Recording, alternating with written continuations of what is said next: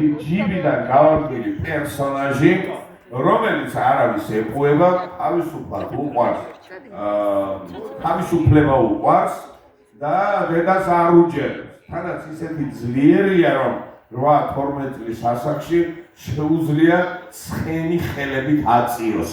ეს არის რა თქმა უნდა ეპი გრძელი წინდა. ამ როლში თქვენს წინაშე სოფია დავითუნიანი.